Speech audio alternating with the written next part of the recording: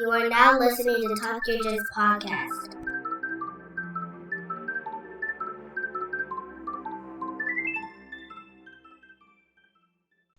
Hello and welcome to the Talk Your Jits podcast. This podcast is, as the name implies, all about jiu-jitsu. I'm your host, Lamar Smith, and today's guest is a blue belt who trains at Colorado Brazilian Jiu-Jitsu, located in Denver, Colorado. Ladies and gentlemen, Blu Mays. Hi. Hello. How are you? Hello. I'm doing good. How are you? I am doing fantastic on this Sunday afternoon, well, Sunday night rather. Yeah, for sure. I'm doing pretty good. That's good to hear. Well, let's just get started. You can reintroduce yourself if you like. And yeah, let's take a trip down your jiu-jitsu journey. Yeah, sure. Yeah, so my name's Blue. I'm a blue belt, located in Denver. I've started training in 2018, and yeah, it's been a whirlwind, like just lots of ups and downs, hills and valleys for my journey. But yeah, I've been a blue belt now for 2 years. It's been pretty good. Okay, so Yeah. oh, I forgot I was about to ask, but so yeah, so how did you get into jiu-jitsu? Yeah, so in 2015, I just finished college, and a former friend, introduced me to Muay Thai, and I trained at this other school. It's a pretty big chain school in Denver and in Colorado, but they had a Muay Thai and a Jiu-Jitsu program there. I primarily did Muay Thai because I was scared to do Jiu-Jitsu. It looked more rough, and I wanted to make a bunch of friends and just get to know people. But I felt like with Muay Thai over time, it just felt like I wasn't really making much connections, and I just wasn't enjoying it as much. And a couple years in, I did Muay Thai for 2 years, and then a couple years in, I was having some, personal issues, and decided to leave Denver and like just drive over to the neighboring state and go to Utah. Mm-hmm. And there I was in Salt Lake City, and I tried to do Muay Thai there, and I just didn't get the same feeling, I just didn't get like a new feeling or excitement for it. So that made me realize, I don't really feel passionate or really drawn to Muay Thai. I'm just doing Muay Thai for all the wrong reasons. And so this small gym in Salt Lake had a jiu-jitsu program as well. And so I decided to just be like, you know what? Like, what do I have to lose? I can try this. Mm-hmm. And so I did jiu-jitsu there for 4 months, and then it was very interesting 4 months. I learned a lot, but I was just like, wow, this is going to take me a long time to actually really get good at. And there's just so many styles and skill sets there, and it's just so interesting. Like, I just felt so laser focused compared to Muay Thai. I just didn't feel focused or drawn to it. So then I come back to Denver and I train at the gym that I was with before, not Colorado Brazilian Jiu-Jitsu, but this other gym. And I trained there for 2 years and got my blue belt there. So that's in short. I got into Jiu-Jitsu through Muay Thai, I guess. Yeah. So you said earlier that you train Muay Thai, which is a very, very dangerous sport. It is. And you looked at jiu-jitsu as like more dangerous than Muay Thai? I think so. I guess I have kind of PTSD with men and just like abuse and stuff. So okay. when I saw jiu-jitsu that side, like the smothering and the men on top and they're just heavy on you, that instantly made me feel panicked. And what I also noticed just over the almost 5 years I've been in like this world, that it seemed like a lot more women are initially drawn to kickboxing or Muay Thai. And I think the reason for me personally was because, the distance. I could, punch from, I could push them off and they're not going to be on top of me or anything like that. Right. But as I got further into Muay Thai and did it for 2 years, and just kind of going up. There's no ranking system, but the gym I went to had a ranking system. And as you go up and the tougher it gets, and I just hated getting punched in the face, elbows, all that stuff. It's nasty. And Right. and yeah, like I also noticed like the little things with jujitsu, the camaraderie, and it seemed more inclusive and more accepting, and people there are weirdos, and I'm a weirdo too. Um, Whereas like Muay Thai, just at least from my experience, I didn't have like 100% positive experience with Muay Thai. So yeah, initially I was drawn to it because like I'm not getting smothered, but eventually I got bored, and also I didn't like getting punched in the face. Gotcha. Well, I definitely do commend you for, overcoming your obstacles and, actually trying jujitsu. 'Cause I know there's a lot of worry coming from females that I've talked to before about, doing jujitsu or have seen it, is that, a big guy on you and smothering you, and, obviously your mind goes worst case scenario because you've never been in a situation like that. Not saying you, but just saying that person in particular necessarily haven't had an aggressive person on top of them and whatnot. So, like I said, I definitely do commend you on that. So, I guess how long? I mean, you said, I know you said it was because of the boredom from Muay Thai and everything else, but like, I guess how long did it take you to like feel comfortable enough to actually, actually trying jujitsu? Um, well, when I was in Salt Lake and in that small gym, I felt like I was so drawn to jujitsu. I felt like I needed to do it. Like something outside of me was telling me like, Blue, you should really do this, like try it. Um, and when I first tried it, like of course I hated it because I couldn't do a front roll, I couldn't do a back roll, I couldn't do any of those things. I didn't know how to shrimp. And I was just like, oh my God. And then from the warm up, just doing, like the front roll, back roll, shrimp, bear crawls, all that stuff. By the end of that warm up, I was so exhausted. And I'm like, I Mm-hmm. can't freaking do this. And when I got back to Denver and back to the gym I was at, it still was hard. Like, I don't think I gave jujitsu a real shot. Like, I was training in 2018 and 2019, and then towards the end of 2019 I just felt so low and was going through some personal issues, and also my body was hurting all the time. I didn't know much about nutrition and lifting and yoga and all that stuff to supplement with jiu-jitsu, and so that made me feel just really bad about myself. And I also felt like I wasn't improving. There are people who started after me who got promoted, and I'm just like sitting here.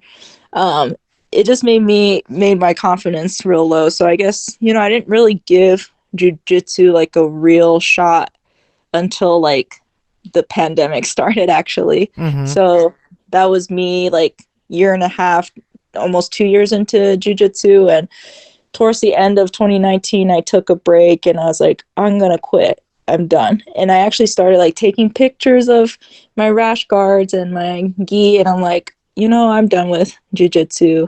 I'm selling these. Ah. And and there's still like a little voice in me telling me like, no, Blue, don't do that. Come on. You're just at a bump in the road. But I felt like this whole journey so far was just bunch of bumps and potholes and terrible. Mm-hmm. And I was like, maybe it's not for me. They say jiu-jitsu is for everybody, but I don't think I'm part of that. I don't think I'm getting beat up. I feel like I'm not making much progress. I'm not aggressive enough. I can't do it. I'm always sore. My joints hurt, yada, yada. I just kept making excuses for it. And then the pandemic came, and I was just getting so bored and depressed. And I started to rethink about jujitsu because I would have dreams about it. And I'm always like trying to find signs or something, or like some sort of reason to Yeah. get back into something. And I just would think about jujitsu all the time. And as a kid, like I never got a chance to do, really excel at a sport or be an athlete. But, you know, a friend of mine would tell me, like, you have the athleticism, you have the ability, you just haven't been taught properly, or you just haven't trained long enough, you just haven't given yourself really the time. Mm-hmm. And so once they started kind of lifting the COVID stuff, I went back to the gym, and they still had like the restrictions and stuff. But my goal, I started just getting laser focused and was like, okay, Blue, this year you're going to get your blue belt. You're going to get to blue belt. And then from there, just, I don't know. But I was able to get to blue belt. Well, congratulations. I mean, you definitely set out a goal and you achieved it. And yeah, that nagging feeling that you get from jujitsu, like it's undescribable, because it's one of those voices in your, like, no, voices you keep in the back of your mind that never shuts up. Like, Yeah. you can fall into so many different hobbies and ideas and dreams and jobs and stuff, but it's just something that was like about jujitsu that's like it just kept poking, it's like, all right, fine, I'll go try it. And then boom, you're in there, you're conquering your fears, you're conquering your worries and everything else, and you're just kicking ass. And look at you now, a blue belt. So yeah, that's Yeah. awesome. Yeah. Thank you. Now, do you compete or anything? Yeah, I do. Okay, well, Mm-hmm. yeah, go ahead and tell us about that. Oh, man. Well, with competing, that's been also another journey for me, because, you know, a lot of the issues I have or had, like, have stemmed from childhood trauma and just kind of growing up in a dysfunctional setting. And Mm-hmm. also, you know, I didn't grow up being an athlete and really training. I competed in track and field for yet 1 year in high school, and then I did basketball when I was in middle school. But I just didn't have the support system, and I would just quit after like the season, and I just didn't try again or Mm-hmm. try to work at the skills. So I always just thought in my head, like, I'm naturally just not good. I'm not coordinated. I can't run fast. I can't bounce a ball. I can't shoot a shot right. Um, and I just started to have that mindset and that belief that I don't belong in any sport. I'm not coordinated. I just shouldn't do it. And I just didn't have the support there, or people really believing in me. You know, when I did track, like, there are people who are naturally good. They can really run fast. And I saw coaches who were just very focused on those people because they have a gift, and those people would help them win, you know, like the state championship, whatever, high school meets, whatnot. So I just started to develop this character that I'm not good. So competing for me in the first place, just getting into that setting was hard. The first time I competed was like 3 or 4 stripe white belt. Um, and it was an in-house tournament that this other gym I went to had. And that first time competing, I had lost every match. It was like I think I had 2 or 3 matches, and I Mm-hmm. lost every match.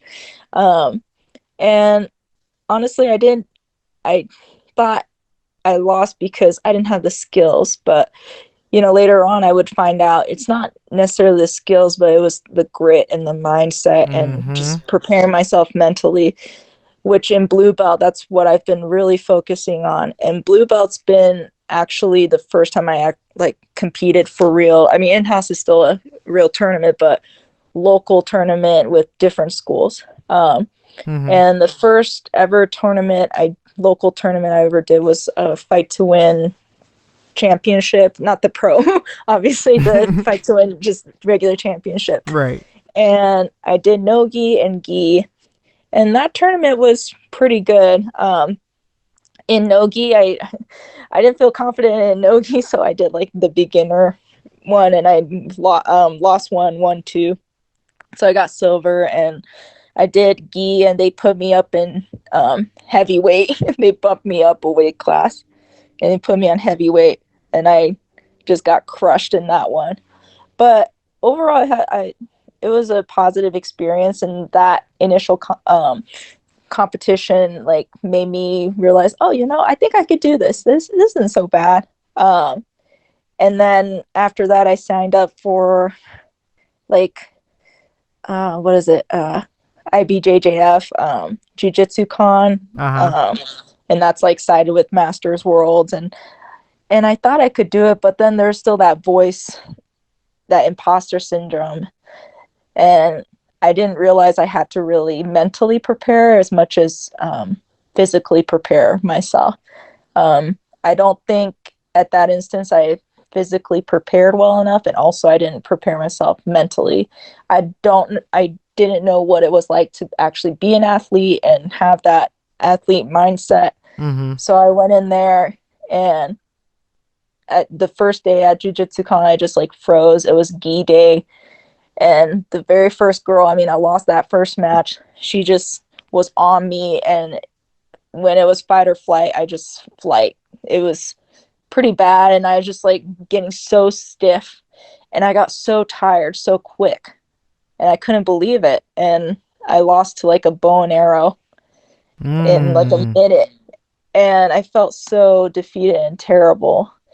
And then I did next day no gi, and that was a little bit better, but I could have gotten her in something. I don't remember exactly what, but she choked me too. And, I was just giving up positions. And I think in my mind, I just had this mindset that, oh, like I'm losing and whatever, just let them win so this can be over because it's too hard for me. And the next year after that, that was like 2021. And then so now we're going to 2022 this year.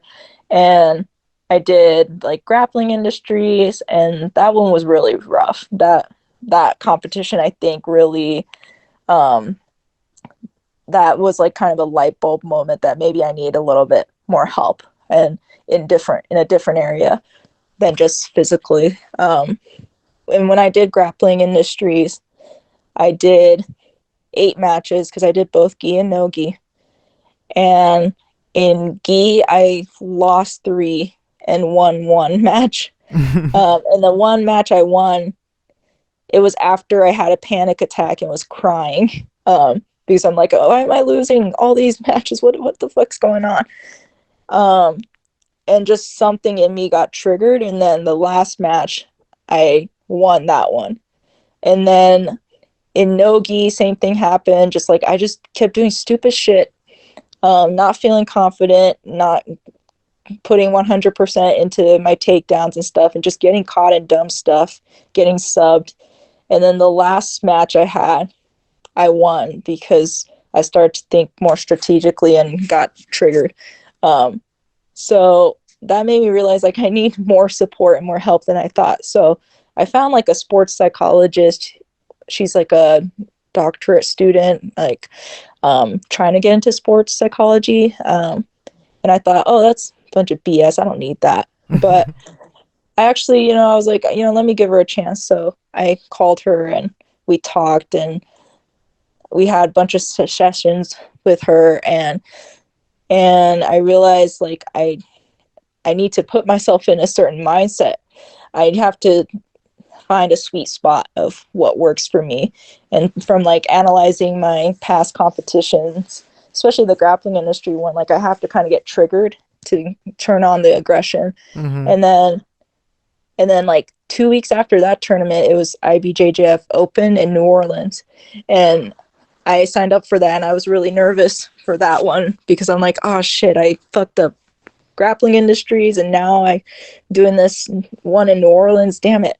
But this time I was like, no, fuck this. The sports psychologist really helped me set my mindset right, and then I had to journal everything, come up with like tangible goals, because before I just wasn't competing with actual goals. Mm-hmm.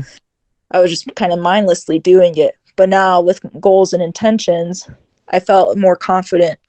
And at New Orleans, there were 8 women in the bracket. And the first match I had, I won by points. and that was the first time I'm like, wow, I actually won. This and the second match, and this was gi. The second match I lost to a choke, but this time around, like I fought to the end, and I didn't just give up. So out of 8 women, I placed third that day, Nice. and that was the best third place I ever felt, because I actually put myself out there, and it felt really good. And then the next day I did no-gi, and there were like 5, 6 women, but I got a bye or something, and I went against this girl, very tough, but it was just a scramble from start to finish, and I couldn't get her in anything, but I just didn't give up. I didn't want to give up. I didn't want to disappoint anybody. And even though I lost, I placed third that too. But even though I didn't even though I didn't win, I felt really proud of myself because I fought to the end, and that was my goal. And it was just really nice. Like I felt a lot of redemption. So that's my competition story. I mean, I've competed throughout this year a lot and made a lot of strides, and my main goal really was like, don't give up, don't, find it in my brain and my mindset to like keep fighting and keep continuing. And that's helped me place in the podium, but I want to be first now. And that's like my goal is like, I want to get to first place. I want to actually do worlds. I want to do pans. And I think I could do it. Yeah. And just to think you were afraid to try jiu-jitsu. Yeah, exactly. And you're sitting here telling this amazing badass story.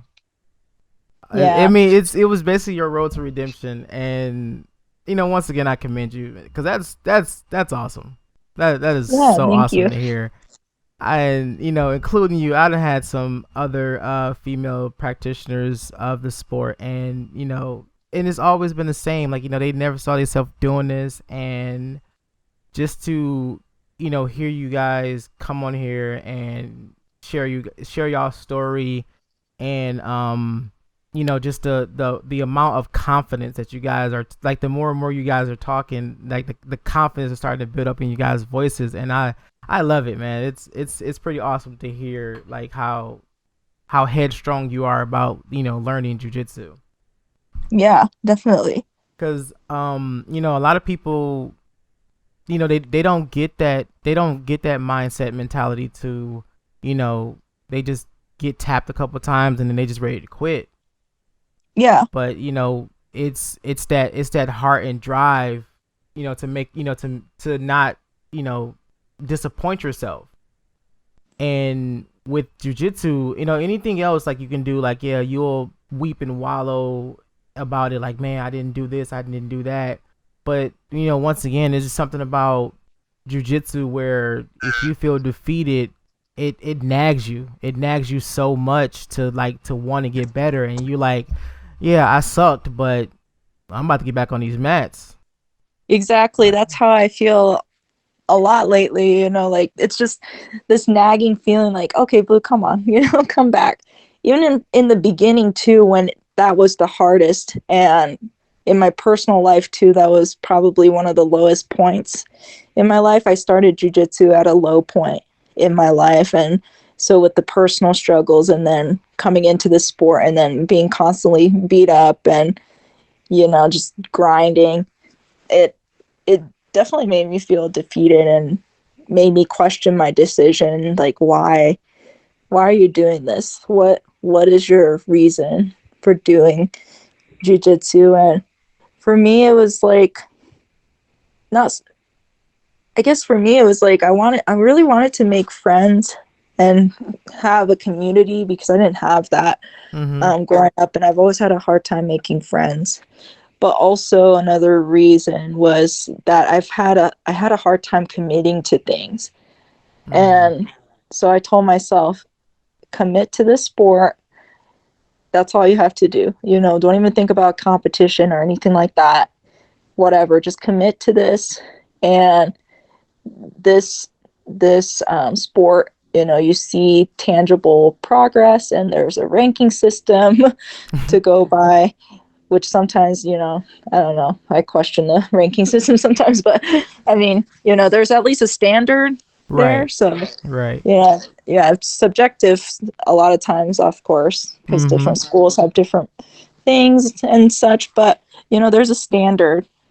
So if I'm, at least with me being a blue belt now, like I can handle harder roles, and if I see someone that's a blue belt, I feel a little bit safer. Like, okay, they know what's up, so I could roll with that person. Yeah, That's awesome. Love to yeah. hear it. Now, your current school that you train at, is it a competition school or just more of just a like the martial art? I would say it's a competition school, and that's why I decided to join that school. It was actually one of my friends actually trains there, and he was the one who introduced me to that school. And one of the women there, like she's like an avid competitor. She competes all the time, and I saw her, like the first time I saw her actually compete. So in 2021 was when I switched schools, but before I did, I went to Pans in May to support my friend, Mm-hmm. and he was competing there, and so I watched him and and watched her, and I was having panic attack because I was getting overwhelmed by the environment and how intimidating, and the people in the bullpen looked so like ready to go, or like I just feel all the competitors' energy, but like I couldn't take my eyes off of her when she was competing. She just seemed so confident and natural. Even when she lost her matches, she didn't give up. Like she just kept going. And I was like, I want to be like her. I want to be like her. I want to do this. Can I do this? And I talked to the professor. He was there coaching the students at Pans, and he was like, "We'll get you right. We'll get you up to speed." And I've grown so much at that school in just 1 year. I feel really good. Nice, nice. So I guess it's safe to say like jujitsu have like consumed you. Oh, for sure. Like specifically nowadays, like nogi's been like my thing. I have so many rash guards, and I don't put on a gi as often as I should. But yeah, it's consumed me, and I take a lot of time doing laundry for jujitsu. I think about jujitsu a lot. I watch a lot of different videos. Um, I try to come in to the gym like almost every day if I can. Man, that's awesome. That's Yeah, so awesome. Like I'm yeah, like I'm like smiling right now because it's just the story is just so good. yeah. Like I don't even know what to say at this point because this was like I guess one of the prime examples of you know trying jujitsu. Like this is a prime example of like the saying like jujitsu is for everybody. You might not necessarily become a competitor. I've talked to people who are just simply hobbyists. Just trying to do it to get in shape. One girl, she was she just did it as a hobby, but she ended up competing and Yep, she competes a lot. So yep, it's also one of those sports where it is a mental thing. It is a definitely a mental grind.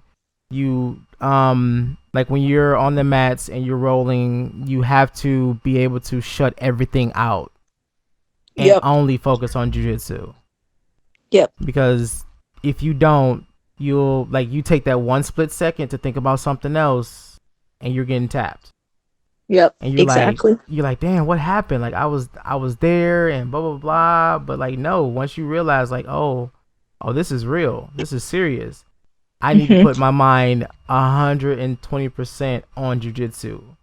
Yep. And once you're able to you once you're able to grasp that, man, it definitely opens up a lot more to like your learning, your training, even learning yourself, not just learning the sport, but just learning yourself and what you can give back to jujitsu once you're able to open your mind up that way.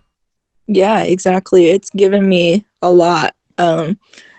Even just like in my personal life, I've made a lot of great friends through jujitsu. Um, I've been able to build great connections in the community, and health wise too. I've I'm much healthier than I was 5 years ago. I feel great, despite people saying like, oh, my back hurts all the time or my joints. But it forced me to get healthy Mm-hmm. because I want to do it for a long time. And so, it forced me to fix my nutrition and make sure I'm actually eating enough food and the right kind of food. It forced me to, do other types of workouts too, lifting weights and yoga. I didn't start doing those things seriously until I started like a couple years into jujitsu. Yeah. And when I started competing, I was like, yeah, I have to get my shit together if I actually want to compete a lot. I have to be healthy and active. My mind's better too. It feels more clear too because of jujitsu. Jujitsu has afforded me a lot of things. Mm-hmm. I 100% agree with you on that, because before before I started training jujitsu, yeah, I was a pretty heavy guy. I dropped a lot of weight once I started training, but fast forward to last year, I did a jujitsu tournament, my first jujitsu tournament, and I've told the story before, but it didn't go well. I got destroyed. I'm not, just to be upfront and honest about it. I did the tournament because me and one of my training partners was supposed to do it, but life happens and he wasn't able to, because I guess mentally get himself together to do the tournament. So I still did it anyway. I didn't have a game plan. I wasn't in the competitive mindset. I was like, yeah, you know what? I'm going to give it my all. I'm going to give it I'm going to bust my ass to do it. But, I'm just doing it for the experience, just to see how it is. But Yep. it's like when it happened, that ride home after the tournament, I was just like, damn, I think I'm just starting to understand jiu-jitsu. Yeah. And I was, going, playing in the back of my mind, like, oh, will I do another one? And I'm like, maybe not. This was just to kind of like get my feet wet to see how it is, and just to kind of like, just see how that side of jiu-jitsu is. But yeah, like that nagging the voice in my head, like, yeah, you should do another one. Yep. And I'm like, nah, I don't feel like it. It's not what I want to do. Yeah, but I really think you should do another one. I'm like, yeah, the idea sounds good, but nah, I don't have the time. I'm doing this, I'm doing that, blah blah blah. Yeah, that's cool, but we're gonna go ahead and get you signed up for this tournament. and it's like, okay, fine, whatever. But now these last couple months, after I got my brown belt, I just been on an overhaul. Like I'm training, I'm trying to get into the gym more. I'm training a whole lot more. I'm doing like 2 classes plus our open mats every week. I'm going to like the gym on my lunch break at work. Studying a whole lot more, getting myself like mentally and emotionally more like susceptible to jiu-jitsu, to like when I do this tournament, I want to be as sharp as I ever been. And Yeah. I'm like, damn, I've never, like, I've put my, because I'm an artist, so I love to art, I love to art. I love to draw and paint and everything else. But, I put my mind and focus on that, but nothing like training. Yeah. Like, I've been reading so many books and looking up so many techniques and repping stuff as much as I possibly can. Like, man, who is this person? Like, yeah. Like if someone would have told me, like, I'll even say 5 years ago, that, like, dude, you're gonna fall in love with this sport, and nothing's gonna be able to pry you from it. And it's like, yeah, cool. Like, I played football, I did basketball, I did MMA before, but it was like, yeah, that's cool, blah blah blah, whatever. But now it's like, nah, bro, we in this for life. Like, we in this till the wheels fall off. Yeah, exactly. So That's yeah, exactly how I feel. I'm so Yeah. Yeah, me too. It's crazy. I love it. I didn't think, when I first started, I didn't think I could make it. Me There's neither. just there's so many nights I would just get in my car after class and just cry. There were times in class too, I would just cry because I was just like, I don't care anymore. I hate this so much. this is terrible. This is humiliating. Um, but I also noticed too, like I'm not sure like from your area, like the diversity, but I noticed like I'm like the only black female practitioner most of the time. And I don't see that as much. And so, I want to represent for my people also. Right, definitely. And that's important to me. I don't see, I've seen some black men do jujitsu, not as much. I only know one female black belt. um, and she's awesome. But that's like the only black people I know, and like that's terrible.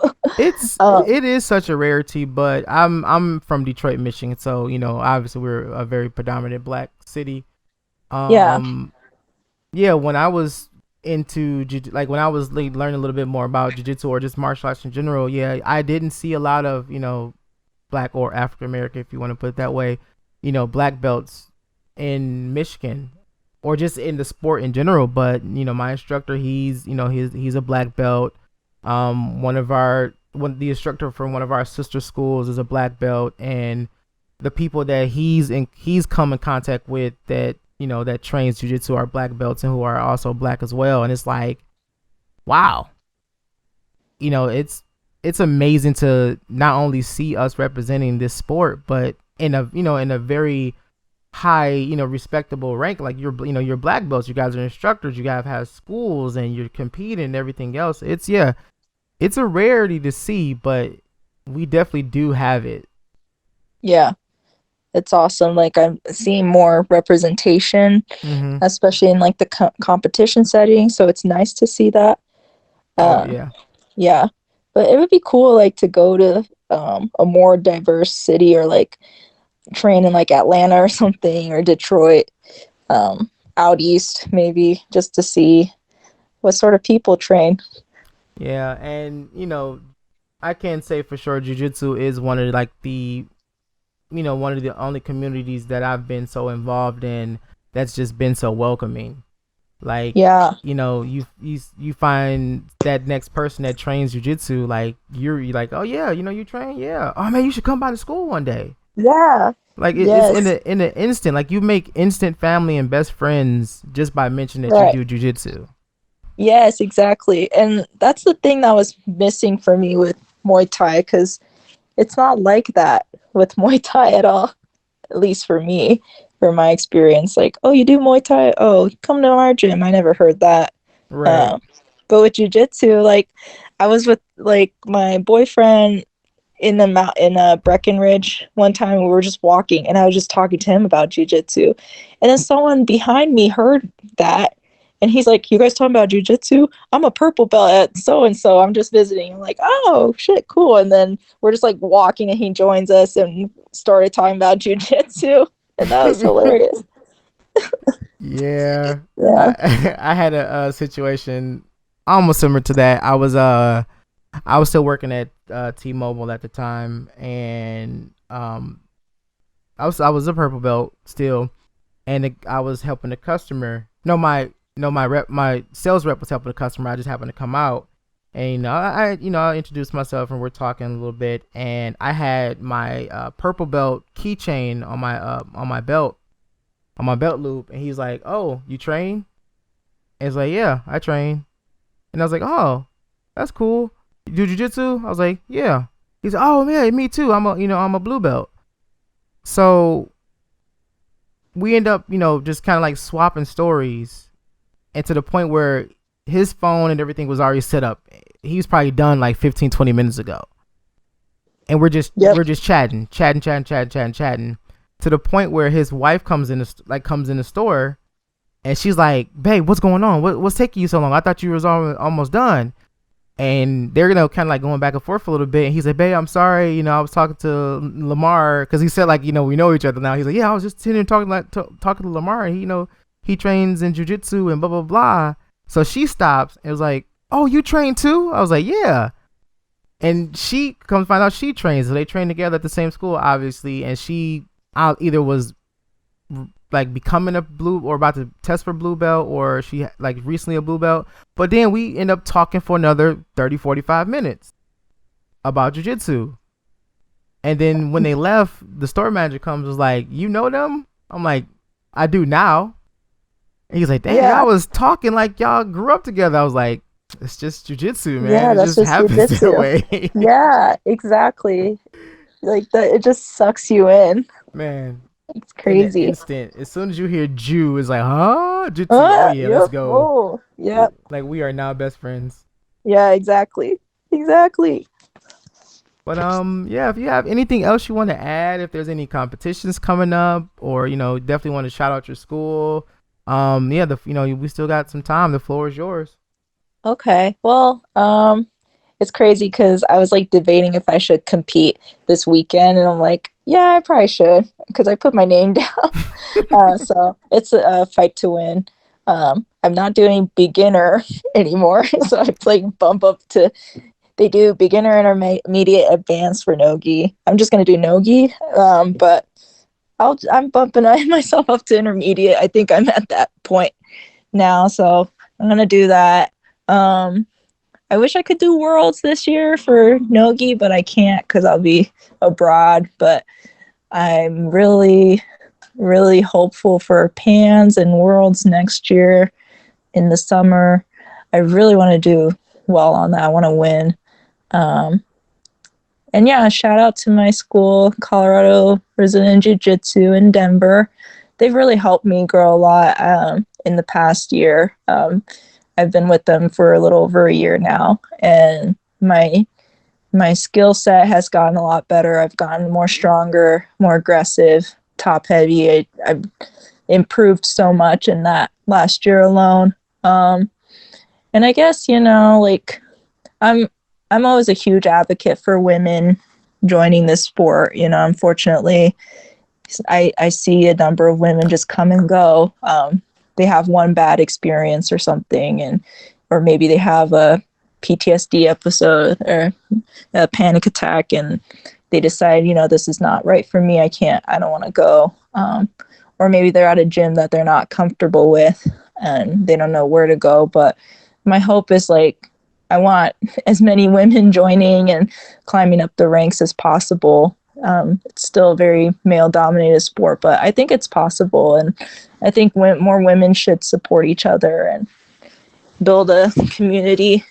And I do see a lot of good examples of that happening now. So I admire those women who are doing that and trying to make a safe space for women, because it is intimidating to come in to a jiu-jitsu school and you see MMA guys in the corner like beating each other up, guys without a shirt on, sweating and grappling, and Muay Thai in the corner, and just a lot of noise and commotion going on, and you're just coming in first time fresh, never done anything like that before, and you're just like, what the hell did I get myself into? But I think if you're in that situation, I promise you, I think it will be one of the best decisions you've ever made. And you just have to meet the right people and be at a school that feels right and safe to you. Yeah, I guess that's it. Yeah. Just find a school that feels good to you, that makes you feel good, that makes you feel supported. For women especially, find women in the community, and become friends with them. I cross train at different schools sometimes. I'll go to different open mats across town, and I know some of the women there. And so I feel like I built a friendship and kind of sisterhood with them. So it's nice. Yeah, cross train too, if you can. I think that's a good thing to do. But find a place that feels good for you, and don't give up when you have a bad day. You'll have a lot of bad days with jiu-jitsu. Definitely, jiu-jitsu is a lot of bad days. It's just a lot of ups and downs, But I think my mindset has shifted a lot, that some days it's hard and I'm getting beat up. And you'll have days like that too, where you get beat up and, your ego's bruised and you're like, fuck this. Like, I don't want to do this anymore. You're getting beat up by lower ranks or something, or someone who just joined is kicking your ass. That's just the nature of the beast. That's just how, every sport's like that. There's people who are naturally, they pick it up quick, and there's people who just take longer. And there's nothing wrong with that. Right. At all too. So don't feel like, especially like during promotion time and, some dude joins 6 months after you and then they get a blue belt before you, don't feel like, oh, like, what the fuck? Like, I feel screwed over. It's not. Like, it's actually good that happened, because you just have to work a little bit harder. And also it's better that way, because, you shouldn't get a blue belt when you're not ready to get a blue belt. Yeah. So, just it's your own growth. You're comparing yourself. And that's what I do a lot now, is just compare myself from 6 months ago. Like, could I beat myself up from 6 months ago? Most likely. I'm pretty sure I could. I'll destroy that guy. Exactly. I'd destroy myself from 6 months ago, of course. Right. Yeah. So I think that's a really big mindset shift. At first I was so focused on like, oh, I gotta beat this guy up or this girl up. No, it's not about let me beat this guy up. It's, I set goals for myself when I go to open mats or whatever and work on those goals. And I don't really care about getting tapped. I just think like open mats not about, oh, I have to prove myself. It's more so just, it's like a lab. You just experiment. Yeah. That's what I think of as an open mat. It's just a chance for you to fail in a safe environment. Definitely. Yeah.